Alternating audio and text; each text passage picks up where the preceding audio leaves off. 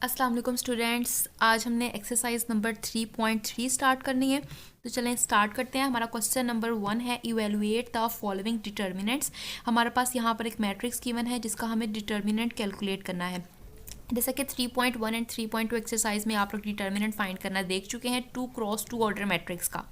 यहाँ पर हमारे पास 3 ऑर्डर का मैट्रिक्स है, इसका हम लोग डिटर्मिनेंट फाइंड करेंगे। तो यहाँ पर हम देखते हैं कि हायर ऑर्डर मैट्रिक्स का डिटर्मिनेंट कैसे फाइंड करते हैं। तो वो हम एक्सपैंड करते हैं या हम किसी रो को या हम किसी कॉलम को एक्सपैंड करके उसका डिटर्मिनेंट फाइंड कर सकते हैं। तो यहाँ पर मैं करूँगी बाय एक्सपैंडिंग रो 1। आप रो 1 को एक्सपैंड करें, या 2 को या 3 को, किसी भी रो को एक्सपैंड कर लें या कॉलम को। ठीक है, यहाँ पर मैं ये जो रो 1 दी हुई है इसको हम एक्सपैंड करूंगी। तो इसके लिए देखते हैं कैसे करेंगे। यहाँ पे देखें, जैसे मैंने रो 1 को एक्सपैंड किया, ये हमारे पास रो 1 है 5 -2 एंड -4। जब हम इसे एक्सपैंड करेंगे रो 1 को, तो हम सबसे पहले ये जो रो 1 होगी इसको और जो कॉलम 1 होगा इसको हम डिलीट कर देंगे। बाकी एंट्रीज जो बचेंगी वो हमारे पास बचेगी -1, -3, 1 एंड 2। इसको हम मैट्रिक्स की फॉर्म में, ये हमारे पास मैट्रिक्स की फॉर्म में लिखा जाएगा और इसका हम डिटर्मिनेंट कैलकुलेट कर लेंगे। तो यहाँ आ जाएगा -1, -3 एंड 1 एंड 2। और जो एंट्री दोनों में यानी रो में और कॉलम में जो कॉमन होगी वो है 5, वो हमारे पास यहाँ पे आ जाएगी। ठीक हो गया। फिर हमने लगाना है माइनस का साइन, फिर आपने लगाना है माइनस, फिर आपने फर्स्ट रो, क्योंकि हमने रो 1 को एक्सपैंड करवाया है ना, तो हम रो 1 को लेकर सारे कॉलम्स को बारी बारी डिलीट करते जाएंगे और डिटर्मिनेंट कैलकुलेट करते जाएंगे। अब हम रो 1 को और कॉलम 2 को, ठीक है, कॉलम 2 को डिलीट करेंगे। बाकी टर्म्स क्या बची, हमारे पास 3 बची और -2 बची, -3 बची और 2 बची, वो हमने यहाँ पे लिखा। फिर आपने प्लस लिखा, उसके बाद आपने रो 1 को और कॉलम 3 को डिलीट किया। बाकी क्या बचा आपके पास, यहाँ पर बच गया 3, यहाँ पर आ गया -1, यहाँ पे आया आपके पास 1 और यहाँ पे आ गया -2। तो वो यहाँ पे आपने लिखा। उसके बाद तो सिंपल आपको 2x2 जो है ऑर्डर के मैट्रिक्स का डिटर्मिनेंट फाइंड आउट करना है। -1, -3, 1 एंड 2, इसका आपको डिटर्मिनेंट कैलकुलेट करना है। वो आपने सिंपल यहाँ पे फाइंड आउट किया। 2 को -1 से मल्टीप्लाई किया, 1 को -3 से, क्योंकि आपको पता है डिटर्मिनेंट में माइनस का साइन लगता है, तो ये माइनस माइनस से मिलकर प्लस हो गया। आगे सिंपल आपने इसकी कैलकुलेशंस की, इसका आंसर आ जाएगा 1। नेक्स्ट पार्ट पे चलते हैं। नेक्स्ट इसका जो क्वेश्चन नंबर 2 है, हम ये सारी एक्सरसाइज पूरा चैप्टर जो है स्मार्ट सिलेबस के अकॉर्डिंग करेंगे। स्मार्ट सिलेबस में आपके क्वेश्चन नंबर 1 का पार्ट 1 शामिल है सिर्फ, इसलिए हमने बाकी पार्ट्स उसके नहीं किए। आगे आपका क्वेश्चन नंबर 2 है, क्वेश्चन नंबर 2 का पार्ट 1 है। इस क्वेश्चन में वो कहता है कि विदाउट एक्सपेंशन, कि आपने एक्सपेंशन के बगैर इसको प्रूव करना है, यानी इसका डिटर्मिनेंट इक्वल टू 0 के प्रूफ करना है आपने। तो आप लोग क्या करेंगे, इसके अंदर आप कुछ डिटर्मिनेंट की प्रॉपर्टीज़ को यूज़ करेंगे। तो आए उन प्रॉपर्टीज़ को देख लेते हैं। सबसे पहले हम इसकी लेफ्ट हैंड साइड लेते हैं, तो प्रॉपर्टीज़ देखते हैं डिटर्मिनेंट की। सबसे पहले प्रॉपर्टी नंबर 1 है, if a square matrix A, अगर हमारे पास कोई मैट्रिक्स ए है जो कि स्क्वायर भी है, स्क्वायर का आपको पता है जिसमें रोज एंड कॉलम की तादाद सेम होती है। अगर किसी मैट्रिक्स स्क्वायर मैट्रिक्स के अंदर 2 रोज जो हैं वो आइडेंटिकल हों, रोज भी हो सकती हैं और वो कॉलम्स भी हो सकते हैं, यानी कि 2 रोज आइडेंटिकल हो, आइडेंटिकल का मतलब सेम, ठीक है, या फिर 2 कॉलम सेम हो। आइडेंटिकल का मतलब है सेम होना, कि या तो कोई सी 2 रोज मैट्रिक्स के अंदर सेम हो जाएं या कॉलम सेम हो जाएं, तो उस मैट्रिक्स का डिटर्मिनेंट जो है हम डायरेक्टली इक्वल टू 0 लिख सकते हैं। हमें वहाँ फाइंड भी करने की ज़रूरत नहीं है, हम बाय यूजिंग दिस प्रॉपर्टी हम उसका डिटर्मिनेंट इक्वल टू 0 लिख सकते हैं। सेकेंड प्रॉपर्टी देखते हैं। सेकेंड प्रॉपर्टी ये है, if all the entries of a row और अ कॉलम, कि अगर हमारे पास किसी मैट्रिक्स की कोई एक रो या कोई एक कॉलम पूरे का पूरा 0 हो जाए, पूरे का पूरा 0 हो जाए, तो हमारे पास उस मैट्रिक्स का जो डिटर्मिनेंट होगा वो हमारे पास इक्वल हो जाएगा 0 के। ठीक है, तो अब देखते हैं इस क्वेश्चन के अंदर कौन सी प्रॉपर्टी लगती है। प्रॉपर्टी नंबर 1 लगती है, ये 2। ये प्रॉपर्टीज़ जो हैं आपके बुक के पेज नंबर 105 के ऊपर मेंशन की हुई हैं।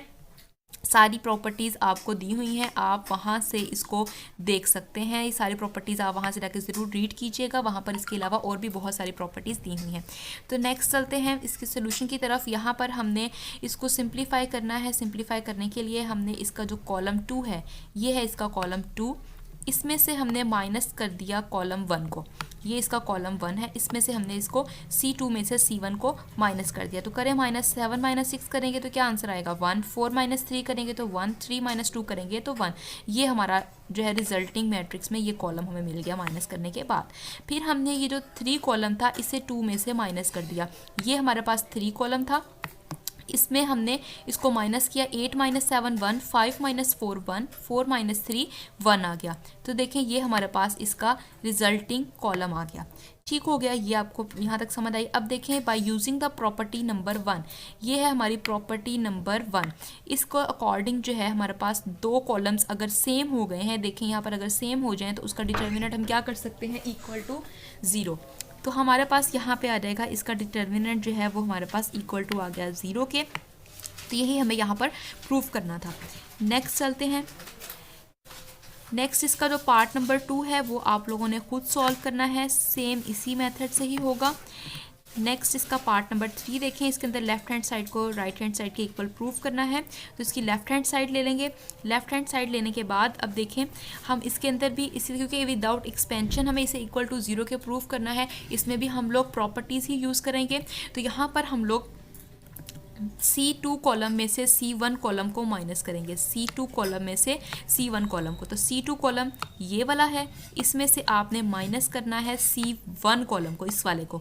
तो 2 - 1 करेंगे 1 आंसर आएगा, 5 - 4 करेंगे 1 आंसर आएगा, 8 - 7 करेंगे तो 1। तो ये रिजल्टिंग हमें कॉलम मिल जाएगा।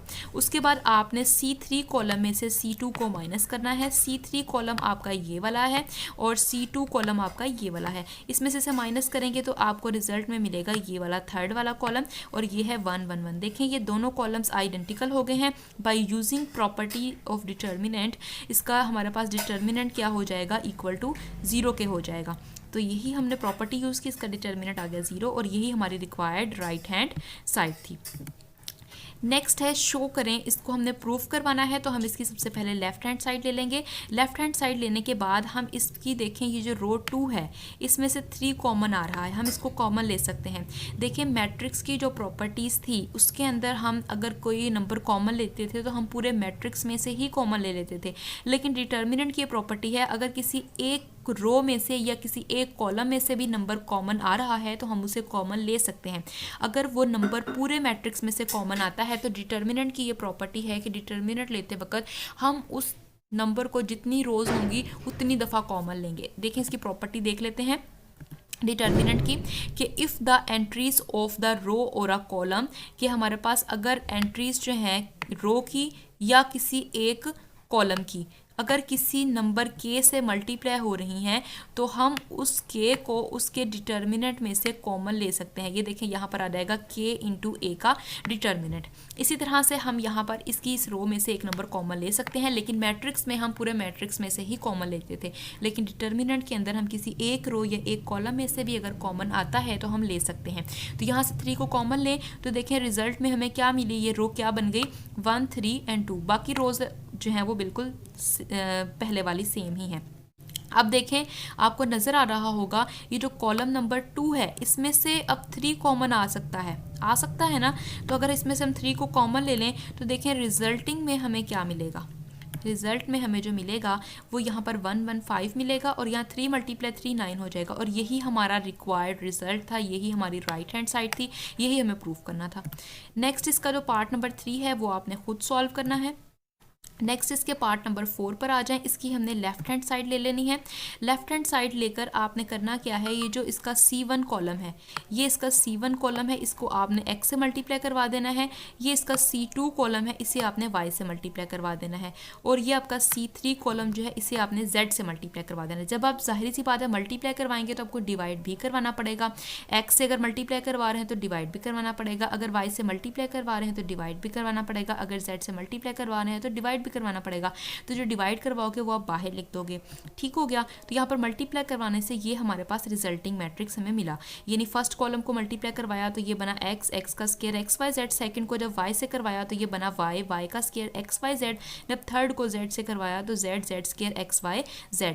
अब देखें ये जो इसकी रो नंबर 3 है इसमें से एक्स वाई जेड कॉमन आ रहा है। हम इसे अगर कॉमन ले लें तो ये जो बाहर एक्स वाई जेड है इससे ये कैंसल आउट हो सकता है। ये एक्स वाई जेड बाहर वाला कहाँ से आया था, जो हमने डिवाइड करवाया था उस। तो देखें हम यहाँ से इसकी रो 3 में से जब एक्स वाई जेड को कॉमन लेंगे तो ये बाहर वाले एक्स वाई जेड से कैंसिल आउट हो जाएगा। तो कॉमन लें, यहाँ पर कॉमन लेंगे तो हमारे पास रिजल्ट में जो हमें मिलेगा वो हमारे पास आ रहा है एक्स वाई जेड। देखिए एक्स वाई जेड जो है वो हमारे पास यहाँ पे कॉमन आ रहा है तो ये इससे कैंसिल आउट हो जाएगा। अब हमें जो हमारा रिमेनिंग जो हमें रिजल्ट चाहिए उसके अंदर ये 1 1 वाली जो रो है ये फर्स्ट पर चाहिए हमें, और ये जो एक्स वाई जेड वाली रो है ये हमें सेकंड पर चाहिए, और X square Y square Z square वाली जो रो है ये हमें थर्ड पे चाहिए। तो इसके लिए हम क्या करेंगे, इन रोज़ को इंटरचेंज करेंगे। तो उसकी भी अब डिटर्मिनेंट की प्रॉपर्टी देख लें। अगर कोई स्क्वायर मैट्रिक्स ए है उसके अंदर हमारे पास 2 रोज़ या कोई 2 कॉलम्स को अगर हम इंटरचेंज करना चाहते हैं यानी उनकी प्लेसेस को आपस में तब्दील करना चाहते हैं तो उसका डिटर्मिनेंट जो है वो उसके साथ नेगेटिव का साइन लगेगा। ठीक है, जैसे कि अब यहाँ पर हम इंटरचेंज करवाएंगे ये एक्स वाई जेड, तो इस एक्स वाई जेड से कैंसिल आउट होकर 1 आंसर दे देगा। अब देखें यहाँ पर हमने इंटरचेंज करवाया है, ये जो रो हमारे पास रो सेकंड थी इसको हमने चेंज करवा दिया, इंटरचेंज करवा दिया इस थर्ड वाली रो से। तो ये थर्ड वाली सेकंड की जगह पर चली गई और सेकंड वाली थर्ड की जगह पर आ गई है। तो ये इस तरह इंटरचेंज होने से यहाँ पर जो बाहर साइन है वो -1 का आ जाएगा, क्योंकि ये आपस में इंटरचेंज हुई है इस वजह से बाहर -1 का साइन आ जाएगा। उसके बाद अब हम लोगों ने क्या करना है, यहाँ पे -1 का साइन आया है तो अब हमें क्योंकि ये 1 1 वाली रो जो है ये फर्स्ट पे चाहिए और एक्स वाई जेड वाली सेकंड पे, तो हम अब रो 1 को, ये जो रो 1 ये वाली है एक्स वाई जेड वाली, इसको इंटरचेंज करवा देते हैं हम लोग इस वाली रो 1 1 से। तो करवाएं इसको इंटरचेंज। तो देखें इंटरचेंज करवाएंगे, जब अगेन इंटरचेंज करवाएंगे तो एक और -1 बाहर लग जाएगा। तो ये दोनों -1 मल्टीप्लाई होकर +1 आंसर दे देंगे और जो रिजल्ट में हमें मैट्रिक्स का डिटर्मिनेंट मिलेगा यही हमारा रिक्वायर्ड रिजल्ट था, यही हमारी राइट हैंड साइड थी। नेक्स्ट चलते हैं। नेक्स्ट हमारे पास इसका 6 पार्ट है। इसमें हमें देखें लेफ्ट हैंड साइड का डिटर्मिनेंट लेकर हमें राइट हैंड साइड को इसके इक्वल प्रूफ करना है। इसको आप सिंपल इसका डिटर्मिनेंट लेकर इसे सॉल्व कर सकते हैं बाय एक्सपेंशन मेथड। आप इसको रो 1 को एक्सपैंड करेंगे, रो 1 को आप एक्सपैंड करके इजीली आप इसका डिटर्मिनेंट फाइंड आउट कर सकते हैं। आप रो 1 को और रो कॉलम 1 को पहले डिलीट करोगे और रिमेनिंग जो टर्म्स होंगी उनका डिटर्मिनेंट लोगे, फिर -1। इसी तरह से आप जैसे मैंने पिछले क्वेश्चंस में किया आप इजीली इसको सॉल्व कर लोगे। वीडियो को पॉज करके आप इसका सोल्यूशन देख सकते हो, बहुत ही सिंपल है। नेक्स्ट इसका क्वेश्चन नंबर 4 जो है इसके अंदर हमें जो कैलकुलेट करना है वो हमें फाइंड आउट करना है B21 और हमें फाइंड आउट करना है B22, B23 और हमें फाइंड आउट करना है B का डिटर्मिनेंट। B21 का मतलब है कि सेकंड रो और फर्स्ट कॉलम को कैंसिल करके हमने जो माइनर के साथ मल्टीप्लाई करवाना है -1 की पावर 2 + 1 को, यानी B21 जो है इसे हम को फैक्टर कहते हैं। तो उसकी हम डेफिनेशन को भी देख लेते हैं कि माइनर ऑफ एन एलिमेंट और को फैक्टर का क्या मतलब है। सबसे पहले माइनर ऑफ एन एलिमेंट की डेफिनेशन देखते हैं। सबसे पहले हम कंसीडर करते हैं हमारे पास एक मैट्रिक्स है जिसका ऑर्डर हमारे पास 3 है। ठीक है, अगर हमें इस मैट्रिक्स के किसी एंट्री का माइनर मालूम करना है, यानी ये इस मैट्रिक्स की कोई एंट्री है, कोई एलिमेंट है, जैसे फॉर एग्जांपल ये मैट्रिक्स जो सामने लिखा हुआ है इसमें देखिए अगर मैं 5 का माइनर निकालना चाहूँगी तो इसका क्या मतलब होगा। 5 जो है ये कौन सी एंट्री बनती है, देखें 5 जो है ये फर्स्ट रो में और ये एंट्री जो है फर्स्ट कॉलम में मौजूद है हमारे पास। ठीक है, first row and first column में मौजूद है। तो इस एंट्री को हम कहेंगे ये है A11 क्योंकि फर्स्ट रो है और फर्स्ट ही कॉलम है। अगर मैं -2 की बात करूं तो ये फर्स्ट रो और -2 जो है ये सेकंड कॉलम के अंदर मौजूद है। ठीक है, तो इसको अगर नाम देना चाहें तो ये एंट्री बनेगी A12, यानी फर्स्ट रो है और सेकंड कॉलम, इसलिए यहाँ पर AIJ लिखा हुआ है, इसीलिए यहाँ पर AIJ लिखा है। I शो करता है कि कौन सी रो की एंट्री है और J शो करता है कौन से कॉलम की। अगर हमें इस AIJ का माइनर मालूम करना हो तो माइनर को हम रिप्रेजेंट करेंगे कैपिटल MIJ से, और इसे फाइंड आउट कैसे करेंगे, जैसे हम अभी डिटर्मिनेंट में एक्सपैंड करते थे रो को, तो हम क्या करते थे अगर हमें 5 का माइनर मालूम करना होगा तो हम ये फर्स्ट रो को और फर्स्ट कॉलम को डिलीट कर देते थे और बाकी जो अंदर टर्म्स बचती थी, जो बची है यहाँ पर -1 और बची है 4 और बची है 1 और बची है हमारे पास -2, इनका हम डिटर्मिनेंट कैलकुलेट किया करते थे। वो बेसिकली हमारे पास माइनर ही होता था। ठीक है, वो क्या होता था, माइनर ही हम लोग फाइंड करते थे। अब अगर उस माइनर को हम लोग मल्टीप्लाई करवा दें -1 की पावर i प्लस जे के साथ, तो वो बन जाता है कोफैक्टर। ये i प्लस जे क्या होगा, यानी कि जो एंट्री होगी, जैसे कि फॉर एग्जांपल अगर 5 है तो 5 कौन सी एंट्री है, फर्स्ट रो फर्स्ट कॉलम, यानी A11, यानी ए आई जे की जगह पे क्या आ जाएगा 1 + 1। अगर मैं -2 को लूँगी तो क्या आ जाएगा, ये फर्स्ट रो और सेकंड कॉलम की है तो 1 2, तो i प्लस जे क्या हो जाएगा 1 + 2 हो जाएगा। तो अगर उस कोफैक्टर को -1 की पावर i प्लस जे से मल्टीप्लाई करवा दे तो हमें मिल जाएगा कोफैक्टर।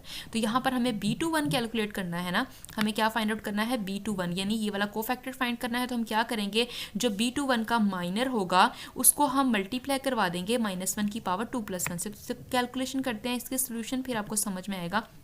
तो देखें, आपको इस फार्मूले से, ये जो मैंने नीचे लिखा हुआ है कोफैक्टर का फॉर्मूला, इसकी मदद से मैंने ये फॉर्मूला लिखा है। यहाँ पर ये जो फॉर्मूला लिखा है Bij = -1 की power i plus J into Mij जो है ये हमारे पास क्या है, माइनर है, माइनर डिटर्मिनेंट है। तो देखते हैं कैसे कैलकुलेट करेंगे। यहाँ पर हमारे पास बी मैट्रिक्स है, हमें फाइंड आउट करना है B21। अगर B21 कैलकुलेट करना है तो हमें क्या करना होगा, इसकी सेकंड रो और इसका जो फर्स्ट कॉलम है, इसको हमें डिलीट कर देना है। बाकी क्या बचा, -2 5 1 एंड -2, इसका हमने डिटर्मिनेंट फाइंड करना है।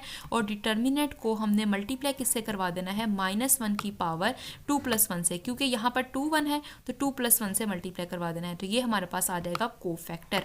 और ये देखें, ये जो डिटर्मिनेंट वाली टर्म है ये हमारे पास माइनर को रिप्रेजेंट करती है, ये हमारे पास माइनर है, और -1 से मल्टीप्लाई होने के बाद ये बन जाता है कोफैक्टर। ठीक हो गया, यहाँ तक समझ में आ गया आपको। तो नेक्स्ट इसका करते हैं हम। नेक्स्ट अब हमें B23 फाइंड आउट करना है। B23 को फाइंड आउट करने के लिए -1 की पावर में 2 + 3 आ जाएगा। अब यहाँ पर 2 + 3 है तो सेकंड रो और थर्ड कॉलम को डिलीट करके जो टर्म्स बचेंगी उनका डिटर्मिनेंट हम लोग फाइंड आउट कर लेंगे। यहाँ पर टाइपिंग मिस्टेक है, स्क्वायर ब्रैकेट्स लग गई हैं, यहाँ पर आपने डिटर्मिनेंट वाली ब्रैकेट्स ही लगाने हैं, यानी स्ट्रेट लाइन्स ही लगानी है।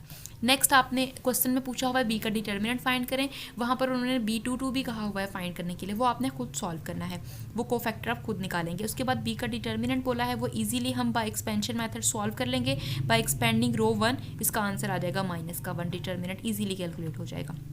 नेक्स्ट क्वेश्चन नंबर 5 का फर्स्ट पार्ट है, इसको आपने वेरीफाई करना है कि इसकी लेफ्ट हैंड साइड इक्वल है राइट हैंड साइड के। और उसने बोला है यहाँ पर कि विदाउट एक्सपेंशन, यहाँ उसने मेंशन कर दिया एक्सपेंड नहीं करना आपने, यानी कि डिटर्मिनेंट जैसे हम बाय एक्सपेंशन कर रहे थे वैसे हमने नहीं करना। तो जाहिर सी बात है हम प्रॉपर्टीज़ लगाकर इसको जीरो प्रूफ कर सकते हैं। जैसे हमने क्वेश्चन नंबर 2 में 2 प्रॉपर्टीज़ पढ़ी थी, उन्हीं को ही यूज़ करेंगे। तो आए सबसे पहले हम इसकी लेफ्ट हैंड साइड ले लेते हैं। लेफ्ट हैंड साइड ले ली। अब हम देखें, अगर ये हमारा जो है कॉलम 1, ये हमारा है कॉलम 1, ये वाला, ये कॉलम 1 है और ये हमारा कॉलम 2 है। इसको अगर हम ऐड कर लें तो क्या होगा, इसको ऐड करेंगे तो ये बन जाएगा alpha plus beta plus gamma, और यहाँ पे भी आ जाएगा alpha plus beta plus gamma, alpha plus beta plus gamma. हमने C1 कॉलम को C2 में ऐड किया है। तो देखें, ऐड करने से ये जो कॉलम नंबर 1 है ये हमारा पूरा क्या हो गया, इसमें से सेम एंट्रीज है ना, alpha plus beta plus gamma. अगर हम इसको बाहर कॉमन ले लें तो इस पूरे कॉलम में क्या बचेगा, 1 1 1। तो देखें यहाँ पर जो हमारा थर्ड कॉलम है इसमें ऑलरेडी 1 1 मौजूद है, तो 2 कॉलम सेम हो जाएंगे। जब 2 कॉलम सेम हो जाएं तो डिटर्मिनेंट क्या हो जाता है, 0। तो वही यहाँ पर हमने लगाया और इसका आंसर जो है वो हमें मिल गया यहाँ पर 0। तो हमने प्रॉपर्टी कौन सी यूज़ की कि अगर हमारे पास 2 कॉलम सेम है तो डिटर्मिनेंट क्या हो जाएगा, 0। तो इसका C1 और C3 सेम था, इसलिए डिटर्मिनेंट क्या हो गया, 0। तो नेक्स्ट इसका जो पार्ट नंबर 3 है वो आप लोगों ने खुद करना है, बिल्कुल सिंपल है, इसी तरह से आपने इसको सॉल्व कर लेना है। नेक्स्ट आपका पार्ट नंबर 5 है, इसको सॉल्व करना है, लेफ्ट हैंड साइड को राइट हैंड साइड के इक्वल प्रूफ करना है। तो आप इसकी लेफ्ट हैंड साइड ले लेंगे, विदाउट एक्सपेंशन करना है, इसलिए हम इसके अंदर सिंप्लीफिकेशन करेंगे। ये जो आपके पास इसकी रो 2 है, इस रो 2 को अगर हम मल्टीप्लाई करवा दें ABC के साथ मल्टीप्लाई भी करवाएंगे और हम इसको डिवाइड भी करवाएंगे। डिवाइड वाला हम बाहर ही रख लेंगे और मल्टीप्लाई हम इस रो को अंदर करवा देंगे मैट्रिक्स के। तो चलें करवाने से देखें यहाँ पर जो A है, ये A एंट्री जो है ये हमारे पास कैंसिल आउट हो जाएगी इस A एंट्री के साथ, और यहाँ पे जो B एंट्री है ये कैंसिल आउट हो जाएगी इस B एंट्री के साथ। ठीक हो गया। यहाँ पर जो C है ये हमारे पास कैंसिल आउट हो जाएगा इस C के साथ। तो बाकी हमारे पास क्या बचेगा, यहाँ पर BC, यहाँ बचेगा AC और यहाँ बचेगा AB। तो देखें कि इस रो 1 के बिल्कुल आइडेंटिकल टर्म्स बच जाएंगी। देखिए